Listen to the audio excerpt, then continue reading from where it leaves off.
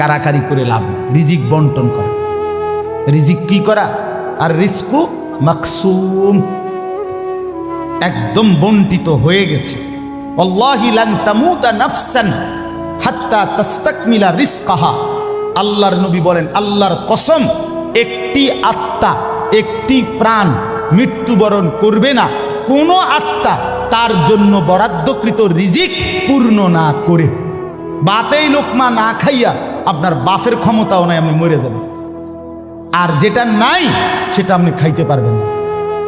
আমি খাইতে বসি ভাত, আমার প্লেটে ভাত নিয়া আমার বাচ্চা বাহিরে খেলে, 2 বছরের মেয়েটা মাঝে মধ্যে দৌড় দিয়ে আসে, আইসা 1 লোকমা নিয়ে যায়, নিয়ে আবার দৌড় দিয়ে যায়, বাকি ভাত আমি শেষ করছি।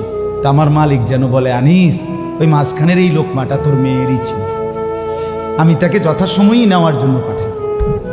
তুমি যদিও ভাবছিলা পুরা ভাত তোমার, কিন্তু না, মাঝের 1 লোকমা তোমার মেয়ের।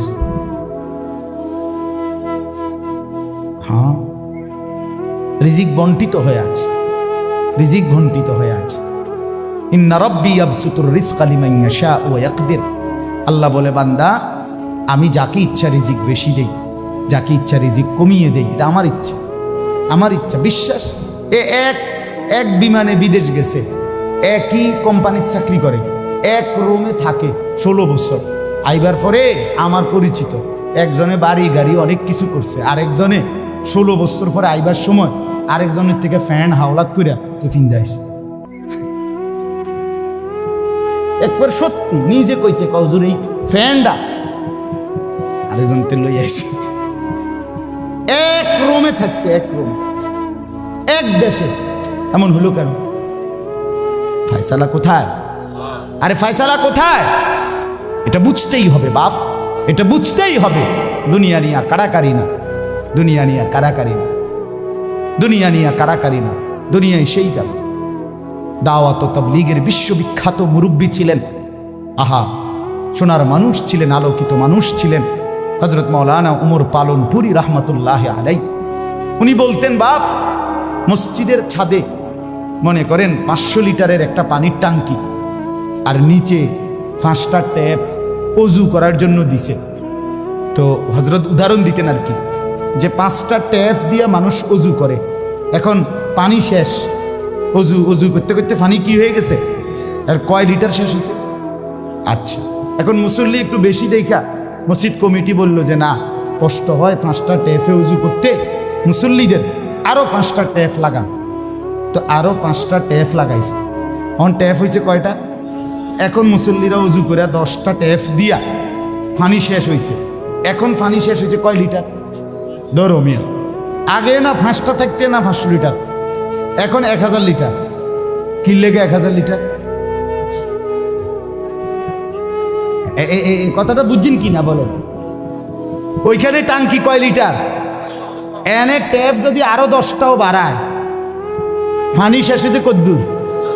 এই কথা, এটা আপনি যত দাম দেয় বাড়ান, শেষ হইতেন তো একত্র করলে এই 18টি হয়, 318 অথবা কি 9 দুগুণে 18। কথা বুঝছেন? হয়তো 3 খানে 6 করে 18 হয়েছে, আর অথবা 9 9 18 হয়েছে, আর অথবা ডাইরেক্ট 18। তার মানে 18 ঠিক, হয়তো 318 অথবা 9 দুগুণে 18 অথবা ডাইরেক্ট কি, মানে আমনে দান্দা বাড়াইয়া লাভ, বাড়াইতে হইব ওই টাঙ্কি আসমানে, বাড়াইতে হবে। কোরআনুল কারীমে স্পষ্ট কোরআনের আয়াত আছে, অফিস সামাই রিজকুকুম, একটা ডাইরেক্ট বাংলায় কইছে আল্লাহ। আমার শায়েখ আরিফ বিল্লাহ হাকিমুন নফস আল্লামা মুফতি মুশতাকুন নবী কাসিমি, এ হুজুর মাঝে মাঝে মহব্বতে এই কথাটা বলে। কোনো কথা একদম খুব স্বাভাবিকভাবে যখন আল্লাহ বলছেন, মনে হয় যেন বাংলায় বলছে। আল্লাহ বলে, অফিস সামাই রিজকুকুম, বান্দা, তোমাদের রিজিক আসমানে, আসমানে, আসমান। কোথায় বলেন না? এ খেতে না, গার্মেন্টসে না, মেলে না, ফ্যাক্টরিতে না, এগুলো সব আল্লাহর ফায়সালায়, আসমানি ফায়সালায় এখানে উৎপাদিত হচ্ছে। আল্লাহ আমাদেরকে বুঝ দান করেন। আমি আমার এই কথাটাই হৃদয়ের সবটুকু দিয়ে বুঝাইতে চেষ্টা করলাম। শুধু কেবল দুনিয়া নিয়ে কারাকারি করা না, শুধু নিয়ে দুনিয়া নিয়ে ব্যস্ত না জিন্দিগি। বাপ আমার, যুবক ভাই, তোমার কাছে আমার অনুরোধ, মুরব্বী বাবা আপনাদের কাছে আমার অনুরোধ, কাজে লাগাইলেও এই হায়াত নষ্ট করে দিল এই হায়াত, বন্ধু গড়লেও এই হায়াত নষ্ট করলো এই হায়াত। না আপনি আবার ফিরে আসবেন, না আমি আবার ফিরে আসব। দোস্ত আমার, হায়াতকে কদর করে, জিন্দিগিকে কদর করে। আর আসবেন না আপনিও, আর আসবো না আমিও। এবার আমার এই আয়াতের তর্জমাগুলো শুনেন, তাইলে আমার কথা শেষ। আমি কয়েকটা আয়াত, ছোট্ট ছোট্ট আয়াত, 15টা আয়াত পড়ছি। অল্প সময় আমি কথা শেষ করে দিচ্ছি। মূলত এখানে 29 নম্বর পারা, কোরআনুল কারীমের 75 নম্বর সূরা। সূরাটার নাম হলো কিয়ামাহ, মানে কিয়ামত। কিয়ামত আর কি, এই শব্দটা, এই সূরাটার নাম। কোরআনুল কারীমের মধ্যে পুরা কোরআনে 30 পারা কোরআনে মৌলিক আলোচ্য বিষয় হলো 3টা, মোটা দাগে। এই 3টারই বিস্তারিত আলোচনা ব্যাখ্যা হলো কোরআন। 3 কথা মূল আলোচনা কোরআন: তাওহীদ, রিসালাত, আখিরাত। কোন তো কি কইছি? এই 3 কথা পুরা কোরআনের বক্তব্য। এই 3 কথা আমাদের প্রিয় নবী সাল্লাল্লাহু আলাইহি সাল্লামের 23 বছরের সমস্ত কথা, জিন্দিগির খোলাসা। বুঝছেন কিনা? পুরা ইসলামের সারাংশ এই 3টা কথা: তাওহীদ, রিসালাত, আখিরাত। তাওহীদ কি? তাওহীদ হলো লা ইলাহা ইল্লাল্লাহ, এই ঈমান, এই কালেমা।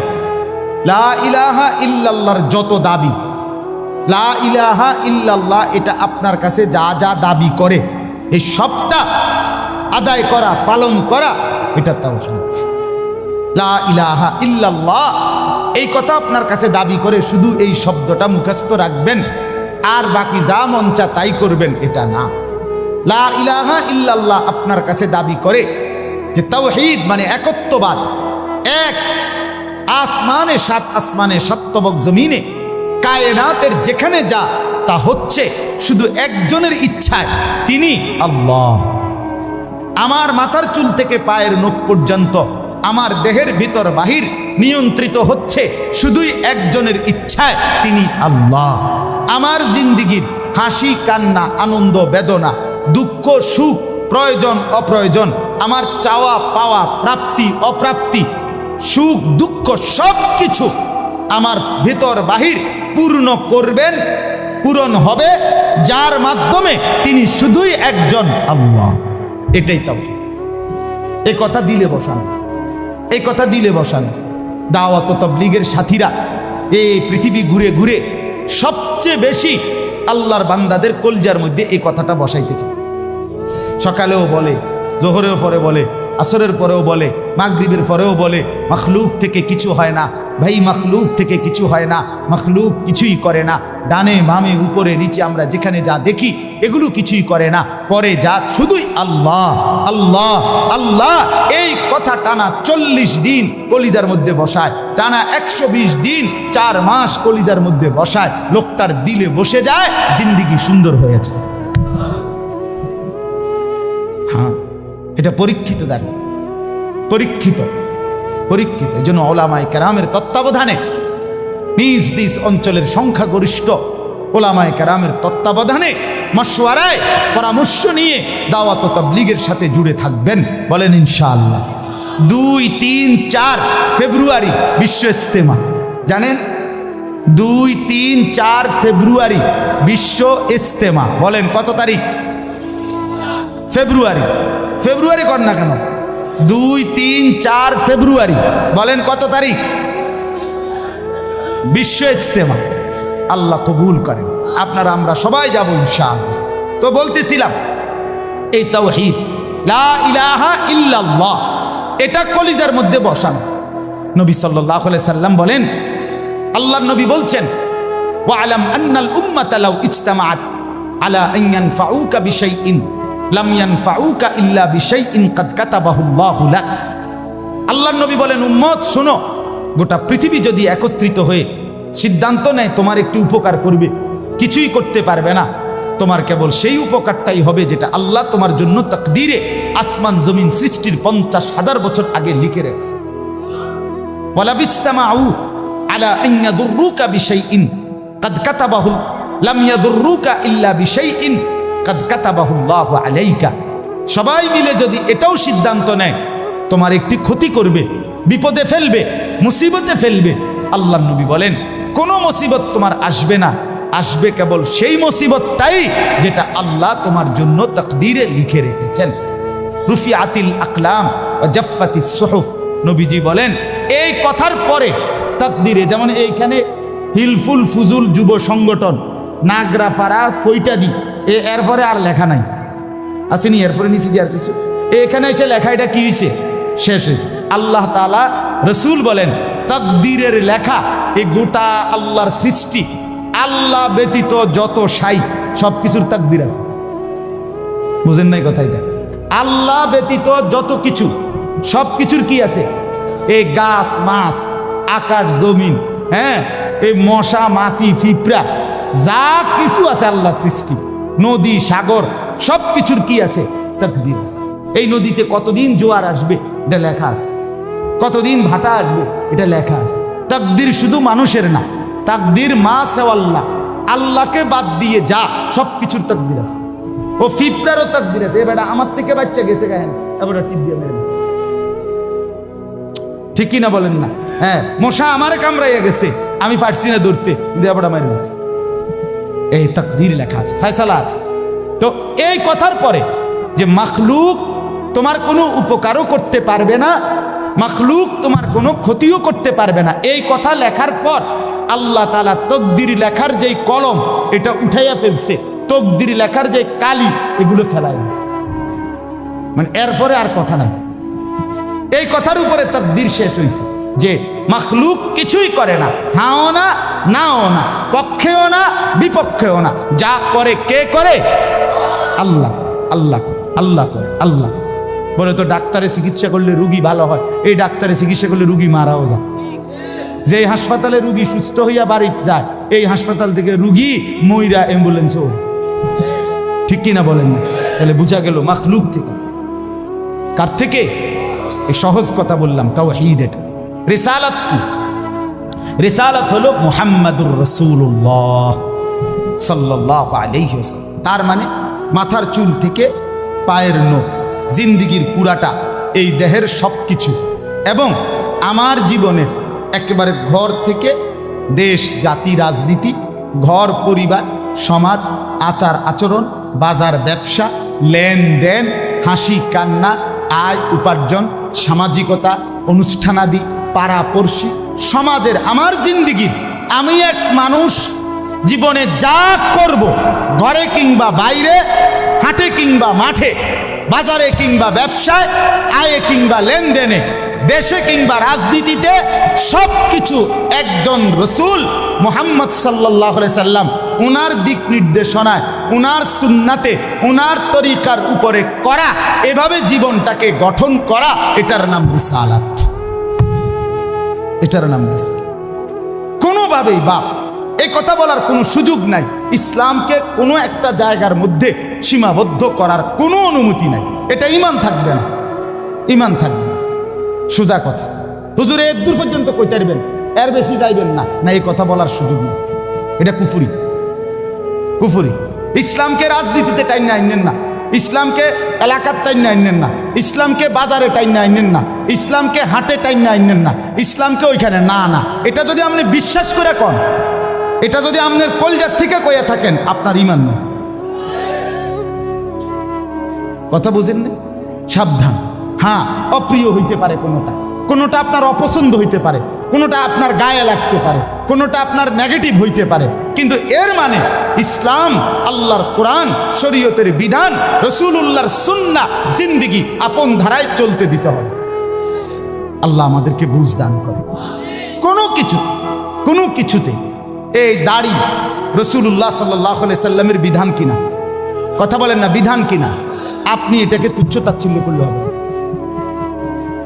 আপনি এটাকে অবজ্ঞা করলে, হ্যাঁ হুজুর আর ওয়াজ নাই, ঘুরে ফিরে কেবল দাড়ির কথা বলতেছেন, আর কোনো আছে, এটাও একটা ওয়াজ। আপনি এটাও শুনেন, এরপর একটু শুনেন, অসুবিধা কি? আরো কম আপনি থাকলে তো আমি আরো কম, অসুবিধা কি? কথা বুঝেন নাই? আমি এই কথাটা আমি এটা কি বুঝাইতে চাইলে, এটা কি বলতে চাই? আমি একবার একজনকে বলছিলাম যে আমি এই বলতে পারবো না, ওই বলতে পারবো না, একটা কাগজ লিখে দিছি উনি, এডি কম যাইত না। আমি মাশাআল্লাহ, যেডি কওয়া যাবে না, এরপরে নিচে লিখে দিছে কোরআন সুন্নাহর কথা বলবেন। তো আমি বললাম এগুলো তো বাদ দিলাম, কোরআন সুন্নাহর কথাগুলো এডি বাদ দিয়া কি হইতে পারে? আঙ্কেল আপনি যদি স্যাম্পল হিসাবে আপনি কিন্তু 10টা মিনিট কইয়া দেন যে এগুলো হইল কোরআন হাদিসের কথা, এরপরে আমি ব্যাখ্যা করবো। আপনি কিন্তু শুধু মূল বক্তব্যটা শিরোনাম দিয়ে আপনি গুদ্দুর কইয়া দেন যে এটা কি কইতাম, আপনি এগুলো কি আর আমরা জানি? তো আপনি না জানলে কাগজ লিখুন। এটা তো একটা স্ববিরোধী কথা হলো, স্ববিরোধী কথা না। আপনি জানেন না, এদিক দিয়েও আপনি এটা বুঝেন, আবার আপনি আইন কানুন দেখাইতে আছেন, তো এটা আপনি কি বুঝে আইন দিলেন? আল্লাহ আমাদেরকে বিবেক দান করেন। এটা ইনসাফ না, বরং জীবনের সব কিছু রাসূলুল্লাহ সাল্লাল্লাহু আলাইহি ওয়াসাল্লামের সুন্নাহর আলোকে, দিক নির্দেশনার আলোকে পালন করা, এটা ইনসাফ, এটাই দ্বীন, এটাই ইসলাম, এটাই শরীয়ত, এটাই নাজাত, এখানেই জান্নাত।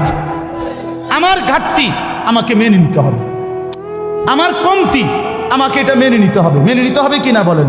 হ্যাঁ, স্বীকার করতে হবে এটা আমার কমতি, এটা আমার ঘাটতি।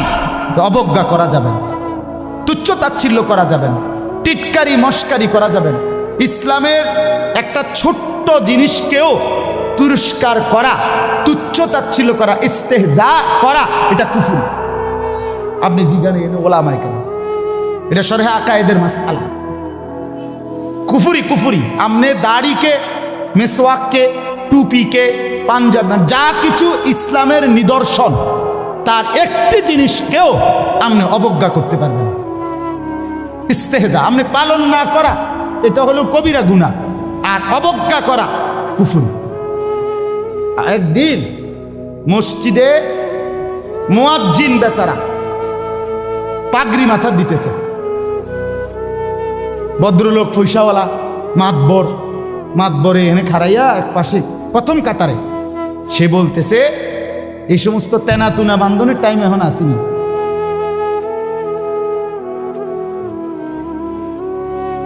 বুঝছেন? হে প্রথম কাতারে পয়সা ওরা টাইলসের টিয়া দিছে, বুঝেন না কথাটা? মসজিদে টাইলসের টিয়া দিছে, ওরাই তো মসজিদে তো উনি টাইলস না দিলে আমরা নামাজ পড়লাম বলে কেমনি? বাপরে বাপ, আপনি এটা কি বলবেন? কাকে তিরস্কার করলেন?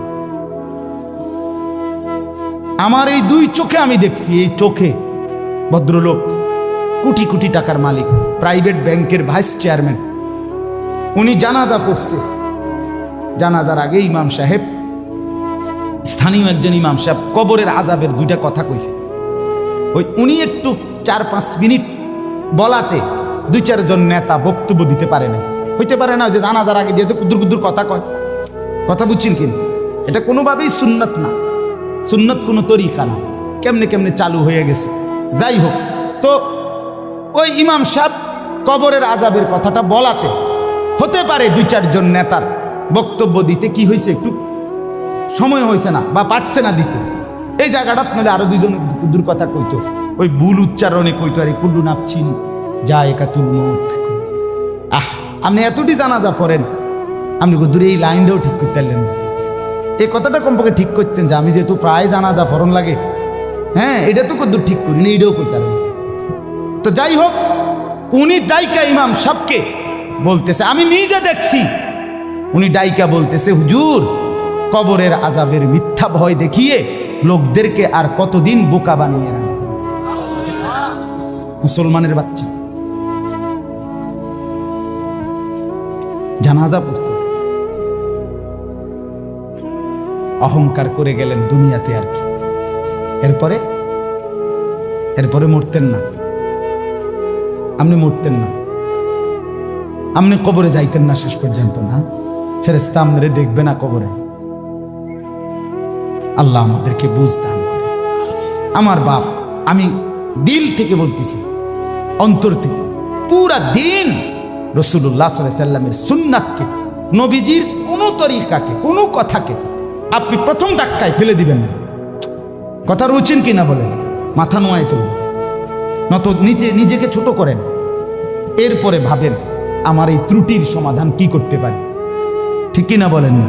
আল্লাহর কাছে বলেন, মাওলা আমি যে এই কারণে পারতেছি না, আপনি তৌফিক দেন, আপনি সুযোগ দেন, আপনি ব্যবস্থা করেন। আল্লাহ চাইলে ব্যবস্থা করেন।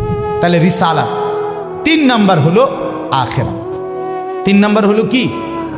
আখিরাত মানে জীবনের সব কিছুকে আখিরাতকে মাথায় নিয়ে আমাকে মরতে হবে। কবর, হাসর, মিজান, ফুলসেরাত, আমার হিসাব, আমার আমল নামা, ফুলসেরাত পার, জান্নাত কিংবা জাহান্নাম, এইটাকে মাথায় রেখেই আমার হাঁটা চলা, আয় উপার্জন, স্ত্রী সন্তান, সংসার, আমার চলা ফেরা, আচার অনুষ্ঠান, বাজার ব্যবসা, লেনদেন, মানে কোনো কিছু করতে গিয়ে আমার যেন আখিরাত ক্ষতিগ্রস্ত হয়। ওয়া ইন্না দারাল আখিরাতা লাহিয়াল হায়াওয়ান, আল্লাহ বলছে বান্দা ওই আখিরাতটাই হলো বেঁচে থাকা। দুনিয়া তামাশা, কোরআনের স্পষ্ট আয়াত, ওমা হাদিহিল হায়াতুদ দুনিয়া ইল্লা লাহবুন ওয়া লাইব। আল্লাহ বলছে বান্দা দুনিয়া আর কিছুই নয়, শুধুই তামাশা, শুধুই খেলাধুলা।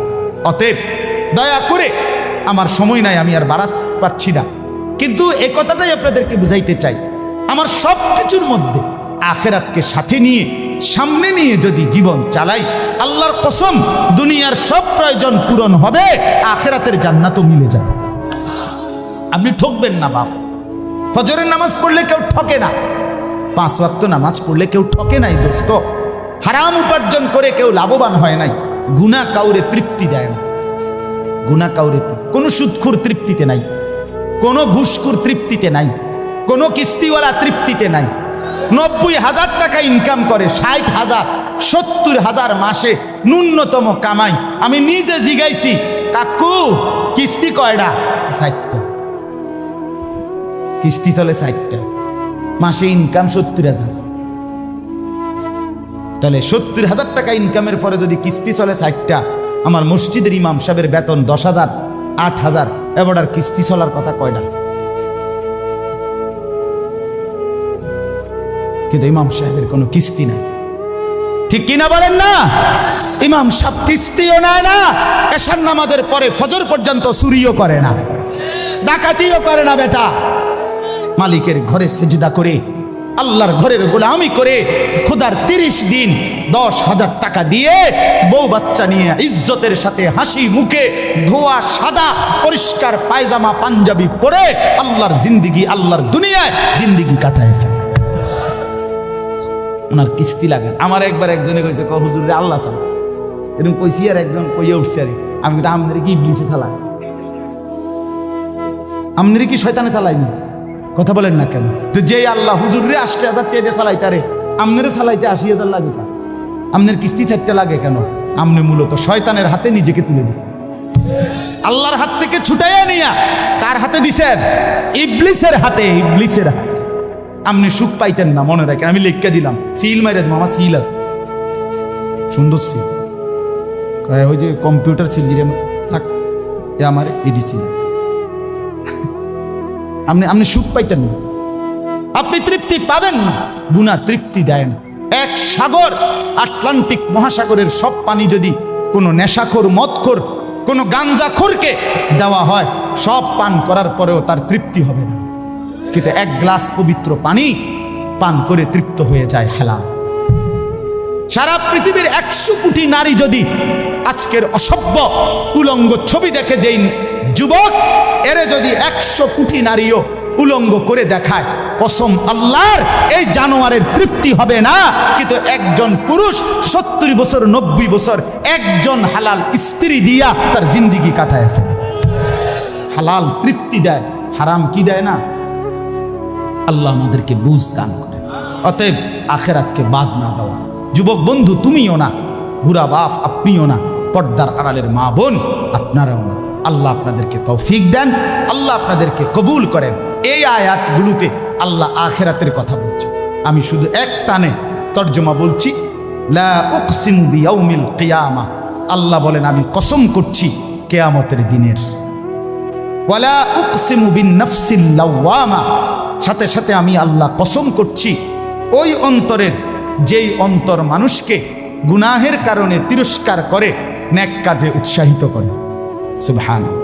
আয়াহসাবুল ইনসানু আল্লান নাজমা ইজামা, আল্লাহ বলে মানুষ তোমরা কি ভেবেছ, তোমরা কি এই মনে করো আমি আল্লাহ কবর থেকে ছড়িয়ে ছিটিয়ে যাওয়া হাড্ডি গোশত যেগুলো ছিন্ন ভিন্ন হয়ে নিঃশেষ হয়ে গেছে, আমি সেগুলোকে একত্রিত করতে পারবো না? সুবহান। আল্লাহ বলে বালা কাদিরিনা আলা আন নুসাব্বিয়া বানানা। এক মিনিট, এই যে ফিঙ্গার দেয় যে, বোঝেননি? ফিঙ্গার নেয় না এমনি, ফিঙ্গার এই এতটুকু জায়গার মধ্যে 800 কোটি মানুষ যদি ফিঙ্গার দেয়, এই জায়গা একরকম একই সাইজের এই বৃদ্ধাঙ্গুলির এটা, কিন্তু 800 কোটি ফিঙ্গার ভিন্ন ভিন্ন। আচ্ছা, এই এদুর জায়গার ভিতরে 800 কোটি ডিজাইন কেমনে করলো? বুঝেন না কথাটা? জায়গাতেই করবে। এটার ভিতরে আপনি কয়টা আঁক দিয়ে কয়টা আলগা আলগা করতেন পারবেন? করেন না, আপনার 30টা মানে 300টা। 800 কোটি কেমনে করলো? ফিঙ্গার এটা এখানে আমাকে হাজি মহিলা হারায় গেছে, বেডি রোমের থেকে চলে গেছে মক্কা শরীফ, কিচ্ছু নিছে না, কারণ কোনো কাগজ বেডি লাগে না, পাই না হারায় গেছে। রাত্র 11টা বাজে মহিলারে মোয়াল্লেমে গিয়া ঠিকই সৌদি আরব মোয়াল্লেম অফিস থেকে নিয়ে আসছে। কেমনে আনলো? ও ফিঙ্গার দিছে আর বেডির পুরা ঠিকানা বাইছে। বুঝেন না? ওই এয়ারপোর্টে না কি নিছে? ফিঙ্গার নিছে। তাইলে আল্লাহ বলেন বান্দা আমি আল্লাহ শুধু হাড্ডি গুড্ডি ফেরত দেব না, ফিঙ্গারও ফেরত দেব। বালা কাদিরিনা আলা আন নুসাব্বিয়া বানানা। এই বানানা অর্থ আঙ্গুলের অগ্রভাগ। আঙ্গুলের অগ্রভাগে যেই দাগগুলো ছিল, ঠিক যারটা যেটা ছিল দুনিয়াতে থাকাকালীন, কিয়ামতের ময়দানে উঠাইবার সময় ওই ফিঙ্গার মিলাইয়া যদি এখানে ফিঙ্গার দিয়া রাখো, হাসরের মাঠে ফিঙ্গার দিল, এক ফিঙ্গার আসবে। বালা কাদিরিনা আলা আন নুসাব্বিয়া বানানা, এমন যিনি তিনি আল্লাহ। বাল ইউরিদুল ইনসানু লিয়াফজুরা আমামা, আল্লাহ বলে অথচ মানুষ সে বর্তমানকে তো অস্বীকার করে করে আর সামনের ভবিষ্যৎ নিয়েও আমি আল্লাহর সাথে তর্ক করে। কি করে? ইয়াসআলু আইয়ানা ইয়াউমুল কিয়ামা। অহংকার আর নাফরমানি করতে করতে হুজুরদেরকে, আলেমদেরকে, দিনদারদেরকে ব্যঙ্গ করে জিজ্ঞেস করে কি কোন দিন হইব কিয়ামত? হয় না দি কোন দিন হইব? ফাইদা বারিকাল বাসার, আল্লাহ বলে হবে বান্দা সেদিন কিয়ামত হবে যেদিন ইসরাফিল ফু দিবে, সেদিন সমস্ত চোখ ধাঁধা লেগে যাবে। আহা কি হলো, আহা কি হলো। ওয়া খাসাফাল কামার, সব চাঁদটা আলোহীন হয়ে যাবে। ওয়া জুমিআ আশ-শামসু ওয়াল কামার, সূর্য চন্দ্র এক হয়ে নিষ্প্রভ আলোহীন হয়ে যাবে, সব এলোমেলো হয়ে যাবে। আরে ওই যে একদিন শনিবার যে সকালবেলা ভূমিকম্প হয়েছিল কয়দিন আগে, মনে আসেনি আপনাকে? 9:30টার দিকে আমি চাঁদপুর ছিলাম মাহফিলের কারণে। কুমিল্লা ক্যান্টনমেন্ট তো আমার বাসা, তো ওইখানে এক ব্যবসায়ী ক্যান্টনমেন্টের গুমতি টাওয়ার, বড় টাওয়ার, ব্যবসায়ী আমারে ফোন দিচ্ছে, হুজুর হুজুর হুজুর হুজুর দোয়া করেন দোয়া করেন। কি হয়েছে? আমরা সব ব্যবসায়ী বাইরে গেছি। কি হয়েছে ভাই? কয় এখানে আমরা আপনার ভূমিকম্প হয়েছে, সব বাইরে হয়ে গেছে। আমি বললাম না ভাই, দোয়া করে আমার কোনো লাভ নাই, কারণ আমার এনো লড়ে, কে কারে দোয়া করে? আমার এনো তো কি হইতেছে, লড়ছে তো, আমি আপনার কি দোয়া করতাম? আমি তো দৌড়ের উপরে আছি,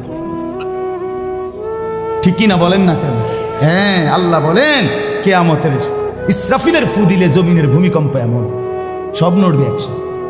অজুমি আশ-শামসু ওয়াল কামার ইয়াকুলুল ইনসানু ইয়াউমাইদিন আইনাল মাফার। কোটি কোটি মানুষ তখন পাগলের মতো দৌড়তে দৌড়তে বলবে আইনাল মাফার, পালাবো কোথায় ভাই, দাঁড়াবো কোথায়, দাঁড়াবো কোথায়? ওই বেটাও বলবে সব নড়ে, ইনিও বলবে সব নড়ে, যেদিকে দৌড়াই সব নড়ে নড়ে নড়ে, সব নড়ে ভূমিকম্পে, কিয়ামতের ভূমিকম্প। আল্লাহ বলেন কাল্লা লা ওয়াজার, না বান্দা জমিনে আজ আর কোথাও আশ্রয় নাই, আজ আর ঠাই নাই। ইলা রব্বিকা ইয়াউমা ইদিনিল মুস্তাকার, আজ শুধুই তোমার রব আল্লাহর কাছে আছে। কার কাছে? ইউনাব্বাউল ইনসানু ইয়াউমা ইদিন বিমা কদ্দামা ওয়া আখার। এবার আল্লাহ বলেন, আজ আমার কাছে ফিরিয়ে নিয়ে কিয়ামতের ময়দানে প্রত্যেককে জানানো হবে তুমি নিজের হায়াতে যা কিছু আমল করেছো আর তোমার পরে তোমার নামে যা কিছু আমল চলেছে সব কিছু তোমাকে জানানো হবে। তুমি করেছো এই, তোমার নামে চালু ছিল এই, আমি করেছি নামাজ এত ওয়াক্ত, আমি মসজিদে দিয়েছিলাম তো সেই মসজিদে নামাজ হয়েছে এত ওয়াক্ত। আল্লাহ বলেন তোমার নিজের নামাজ এটার নেকিও তোমার, ওই মসজিদে যে সহযোগিতা দিয়েছিলে সেই নামাজগুলোর সওয়াবও তোমার নামে দেওয়া হবে। এবার সুবহানাল্লাহ কইছেন না, নাউজুবিল্লাহ লেখা রেডি হন। তুমি যে দেখছো টেলিভিশন এগুলার গুনাও লেখা হবে। তোমার যে বউ বাচ্চার জন্য রঙিনটা রাইখা আইছো টেলিভিশন, তারা পরবর্তী এই টেলিভিশন যেই 20 বছর দেখছে এইটার সমস্ত গুনাও তোমার নামে লেখা হবে। সমান সমান হয়েছি নি? সুবহানাল্লাহ নাউজুবিল্লাহ। এবার আম্মু বুঝ করে বালিল ইনসানু আলা নাফসিহি বাসীরা। আল্লাহ বলে শুধু জানাবো না, বরং প্রত্যেকটা মানুষ নিজের আমলনামা নিজের চোখেই দেখতে। ওয়ালাউ আলকা মাআযীরা, যদিও সে নিজের আমলনামা দেখে নানা উজর আপত্তি ছলছাতুরি করতে চেষ্টা করবে, আল্লাহ এদিনই না তো না, ঠিক আছে কিন্তু এইভাবে বুঝি ফেলছি। আরে কি তো শুক্রবারটাও তো পাইতেছি না, শুক্রবার ওদের নাই। ফেরেশতা বলবো দোস্ত শুক্রবারে আইছিলা ঠিক, অজু হয়েছে না দেখে লিখছি না। শুক্রবারে আইছিলা ঠিক, কিন্তু ওই যে খুতবার সময় জিমাইছ, তোমার তো হোক বা নাই, তুমি তো খারাই গেছো, হইছে না বাদ সদর বদরেরই। হ্যাঁ, আল্লাহ বলেন বান্দা ওজোর পেশ করবে কিন্তু আমি তার কোনো ওজোর শুনবো না। আল্লাহ আমাদের প্রত্যেককে আখিরাতের জন্য প্রস্তুতি নেওয়ার তৌফিক দান করেন। আমরা বাঁচবার উপায় নাই, আমরা আড়াল করবার উপায় নাই, লুকাইবার কোনো সুযোগ নাই। আছে কি কোনো সুযোগ? অতএব দোস্ত আমার, লা ইলাহা ইল্লাল্লাহকে মেনে নেন, মুহাম্মাদুর রাসূলুল্লাহকে জীবনে পুরা জিন্দেগি রাসূলের সুন্নাতকে গ্রহণ করেন, আখিরাতের জন্য প্রস্তুতি নেন। আল্লাহ তৌফিক দেন, আল্লাহ কবুল করেন। যুবক ভাই 5 ওয়াক্ত নামাজ পড়ো, ফজরের নামাজ কষ্ট করে হলেও পড়ো। মোবাইলের উলঙ্গ ছবি, নাচ গান, নর্তকী দেখা ছেড়ে দাও দোস্ত আমার। বাপ চাচারা বিড়ি সিগারেট খাওয়া বন্ধ করে দেন, চায়ের দোকানের আড্ডা বন্ধ করে দেন। হায়াতের শেষ টাইমটা আল্লাহর তাসবিহ, কোরআনুল কারীমের তেলাওয়াত আর তাহাজ্জুদ নামাজ পড়ে জিন্দেগিটা কাটান। পর্দার আড়ালের মা বোন নিজের ইজ্জত, নিজের পর্দা, নিজের সতীত্ব, নিজের সম্ভ্রমের কদর করেন। বোন আমার, মা আমার, বিবি আমার, বোন আমার, আল্লাহর দোহাই বলি, যে নারীর পর্দা নাই, যে নারীর ইজ্জত নাই, যে নারীর সম্ভ্রম নাই, তার কিচ্ছু নাই, কিচ্ছু নাই, কিচ্ছু নাই। এটা প্লাস্টিক, এটা শোপিস, এটা উপঢৌকন, এটা উপভোগের একটা বস্তু যেটাকে দর্শক শুধু দেখে আর মজা নেয়। আল্লাহ আমাদের মা বোনদেরকে ইজ্জতের কদর বুঝবার তৌফিক দান করেন। আজকের যুবকদের এই মাহফিল আল্লাহ কবুল করেন, আমিন। সুবহানাল্লাহি ওয়া বিহামদিহি, সুবহানাল্লাহ। জি।